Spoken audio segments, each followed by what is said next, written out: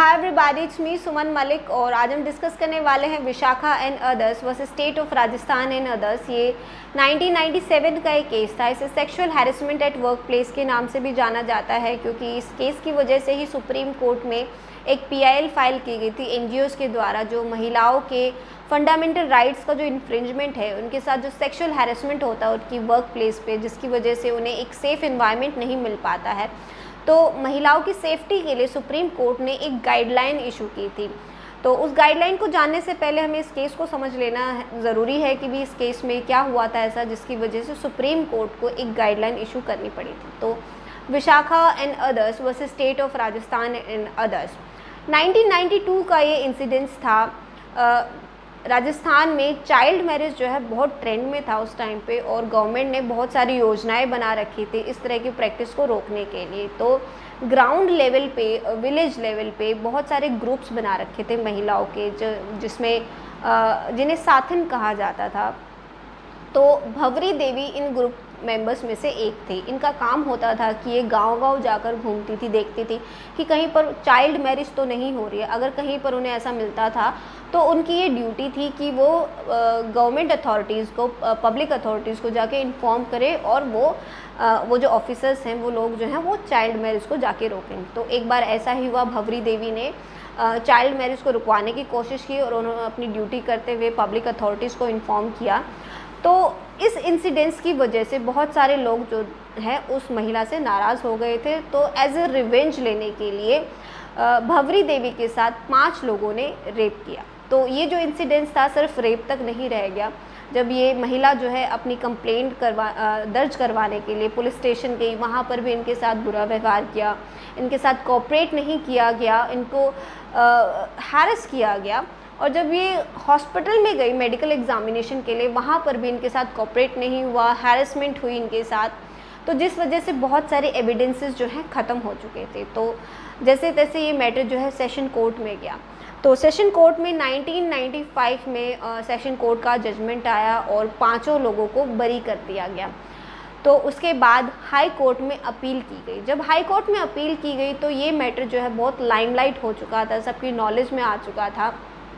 तो ये जो इशू है सिर्फ गैंग रेप का नहीं रह चुका था, यहाँ पर महिलाओं की सेफ्टी की भी बात उठने लगी थी कि भी महिलाओं के लिए कोई भी सेफ़ इन्वायरमेंट नहीं है, उनके साथ सेक्सुअल हैरेसमेंट जैसे इंसिडेंट्स बहुत होते हैं। तो महिलाओं की सेफ्टी के लिए एक NGO, जो विशाखा नाम का ये NGO है, इन्होंने दूसरे NGOs के साथ मिलकर और महिला संगठन के साथ मिलकर एक PIL फाइल की सुप्रीम कोर्ट के अंदर। तो क्योंकि तब तक कोई भी ऐसा स्पेसिफिक लॉ नहीं था जो इस तरह के इश्यूज़ को डील करे, तो इसीलिए ये PIL फाइल की गई। और PIL फाइल करने के ग्राउंड्स क्या थे, सबसे पहले वो देख लेते हैं, फिर उसके बाद इसके गाइडलाइन को हम देखते हैं। अब PIL के ग्राउंड्स को डिस्कस कर लेते हैं। वर्क प्लेसेस पे महिलाओं की सेफ्टी की कोई व्यवस्था नहीं थी। अगर महिलाओं के साथ कोई दुर्व्यवहार होता था या किसी भी तरीके का हैरेसमेंट होता था उनके काम की वजह से उनके वर्क प्लेसेस पे, तो कोई भी ऐसे रूल्स एंड रेगुलेशंस नहीं थे जो इस तरह के मैटर्स को सॉल्व कर सके। और फंडामेंटल राइट्स जो आर्टिकल 14, 19 एंड 21 में जो दिए गए हैं, वो एक वर्किंग वुमेन के इन्फ्रिंजमेंट है। जो वर्किंग वुमेन होती है, अगर उन्हें सेफ्टी नहीं मिलती है अपने वर्किंग प्लेस पे, तो उनके इन आर्टिकल का ये उनके फंडामेंटल राइट्स का ये डायरेक्ट इन्फ्रिंजमेंट होता है। तो इस PIL के अंदर justice, equality and gender justice की बात की गई, right to life and liberty की बात की गई। और फंडामेंटल राइट जो article 19 clause 1 sub close G में दिया गया, उसका ये डायरेक्ट इन्फ्रिंजमेंट है, जो ये कहता है टू प्रैक्टिस एनी प्रोफेशन और to carry out any occupation, trade and business. तो इसका एक क्लियर वायलेशन था इस इंसिडेंट्स की वजह से। जब किसी के फंडामेंटल राइट्स इन्फ्रिंज होते हैं तो उसकी रेमेडी जो है वो आर्टिकल 32 में दी गई है। तो ये सारे ग्राउंड्स बनाए गए थे इस PIL के लिए। अब सुप्रीम कोर्ट ने इसके लिए क्या गाइडलाइन दी, ये हम डिस्कस कर लेते हैं। अब सुप्रीम कोर्ट के जजमेंट को हम डिस्कस कर लेते हैं कि भी सुप्रीम कोर्ट ने क्या गाइडलाइन इशू की थी। जब ये PIL फाइल हुई तो कोर्ट ने एक notice of the petition send किया स्टेट गवर्नमेंट को और सेंट्रल गवर्नमेंट को, state government that Rajasthan government, ताकि इनके जो रिप्रेजेंटेटिव्स हैं वो कोर्ट में आ सके और इस मैटर को सॉल्व करने में कोर्ट की हेल्प कर सके। तो कोर्ट ने अपनी जजमेंट में कुछ आर्टिकल्स को भी एक्सप्लेन किया जो गाइडलाइन को सपोर्ट करते हैं, जैसे कि article 42 of the Indian constitution जो DPSP में फॉल करता है, directive principle of state policies. जो ये कहता है provisions for just and human condition of work and maternity relief, मतलब कि जो वर्किंग प्लेस हैं वहाँ पर ह्यूमन कंडीशंस होनी चाहिए, या फिर महिलाओं के जो सेफ्टी की जो बात की गई है वो इस आर्टिकल में है। मैटरनिटी रिलीफ्स मिलने चाहिए और भी कुछ इस तरह के जो बेनिफिट्स हैं महिलाओं को दिए जाने चाहिए, आर्टिकल 42 कहता है।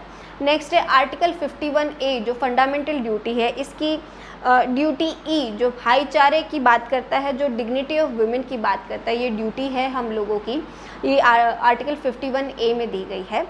नेक्स्ट जो है इसमें कोर्ट ने जो है राइट टू लाइफ को डिफाइन किया, right to life with dignity, क्योंकि राइट टू लाइफ तो सभी का फंडामेंटल राइट है, लेकिन एक इंसान को, एक ह्यूमन को लाइफ विद डिग्निटी की ज़रूरत होती है, because we are not animals, we are human beings. तो नेक्स्ट जो है इसमें कोर्ट ने जो है इंटरनेशनल कॉन्वेंशन एंड ट्रीटीज़ के बारे में बताया, क्योंकि बहुत सारे इंटरनेशनल एग्रीमेंट्स ऐसे होते हैं जो कंट्रीज़ जो है रेटिफाई करते हो, रेटिफाई करने के बाद ये कंट्री की, स्टेट की ड्यूटी बनती है कि वो इस तरह के लॉज बनाए जिससे कि वो ट्रीटी को फॉलो कर सके, उन एग्रीमेंट्स को, उन नॉर्म्स को जो है फॉलो कर सके। ये आर्टिकल 51 जो DPSP है ये कहता है कि promotion of international peace and security, मतलब इंटरनेशनल पीस एंड सिक्योरिटी को फॉलो करना, ये directive principle of state policies के अंडर आता है। इसका जो क्लोज C है ये कहता है foster respect for international law and treaty obligation in the dealing of organised people with one another.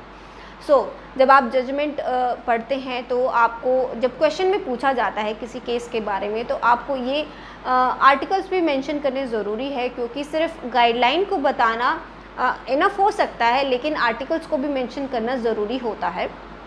Next देखते हैं आर्टिकल 253 जो ये कहता है कि पार्लियामेंट के पास ये पावर होती है कि वो इंटरनेशनल जो लॉज है जिसे वो रेटिफाई करती है तो उनको फॉलो करने के लिए पार्लियामेंट के पास ये पावर होती है कि वो स्टेट के अंदर वो लॉज बना सके इंटरनेशनल लॉ के रिगार्डिंग, राइट। अब इसमें ये बताना इसलिए ज़रूरी था क्योंकि उस टाइम पे कोई भी ऐसा स्पेसिफिक लॉ नहीं था जो इस तरह के मैटर्स को डील करे। अगर फिर भी ऐसा कोई इशू आता था तो IPC के अंदर सेक्शन 354 और 509 जो था वो इस तरह के मैटर्स से डील करता था, लेकिन ये specifically sexual harassment at work place से रिलेट नहीं करता है।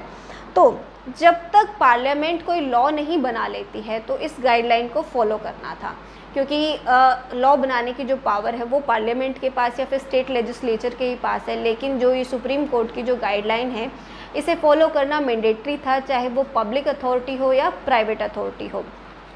तो सुप्रीम कोर्ट ने अपनी गाइडलाइन में एक कमेटी बनाने के लिए कहा। अब कमेटी के लोग क्या थे? सबसे पहले कि सेक्सुअल हैरेसमेंट को डिफ़ाइन किया गया था।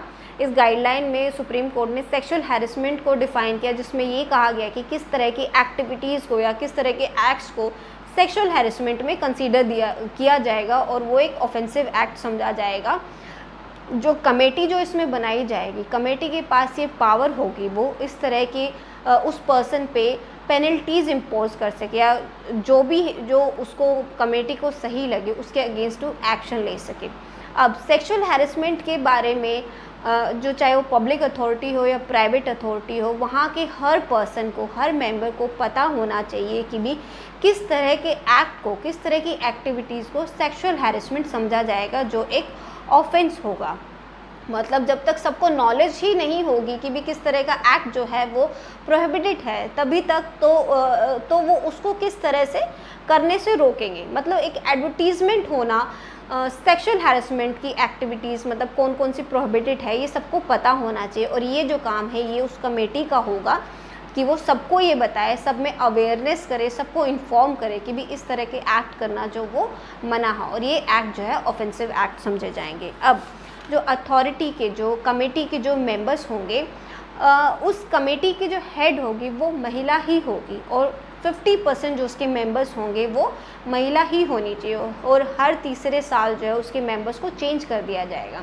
अब जो कमेटी है उसके मेंबर्स जो हैं वो एक्सपर्ट हो सकते हैं, वो लॉयर्स हो सकते हैं या फिर जो NGOs के जो वर्कर्स होते हैं वो हो सकते हैं, जो महिलाओं की प्रॉब्लम्स को सॉल्व करने में हेल्प करे, वो ऐसे लोग होने चाहिए। अब जो अगर कोई इशू जो आता है, कोई कंप्लेंट अगर कमेटी के अंदर आती है, तो विद इन 90 डेज़ उस कमेटी को उस इशू को सॉल्व करना होगा। अगर वो सॉल्व नहीं कर पाती है तो विक्टिम के पास, जो कंप्लेंट करता है, उसको ये राइट है कि वो कोर्ट के अंदर अप्रोच कर सके।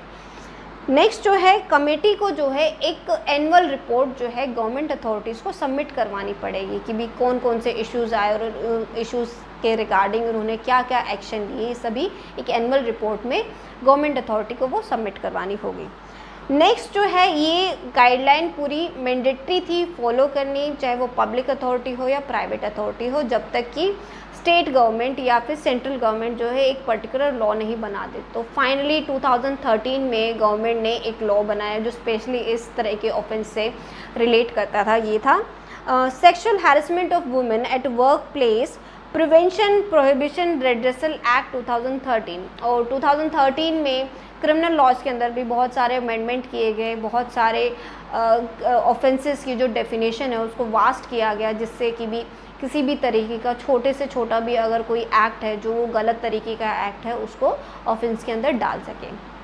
तो ये सारा था Vishakha and others versus state of Rajasthan. I hope कि भी वीडियो पसंद आया हो, और इस वीडियो में जितने भी आर्टिकल्स जो मैंने आपको बताए हैं उन सभी पे मेरी एक अलग से वीडियोस बनी हुई है, तो उन सब का लिंक मैं डिस्क्रिप्शन बॉक्स में डाल दूँगी। तो प्लीज़ अगर इस केस से रिलेटेड किसी की और कोई क्वेश्चन है, कोई क्वेरीज है, तो मुझे कमेंट करके बता सकते हैं, मैं उनका आंसर करूँगी। और प्लीज़ चैनल को लाइक करें, सब्सक्राइब करें और वीडियो को शेयर करें। And thanks for watching.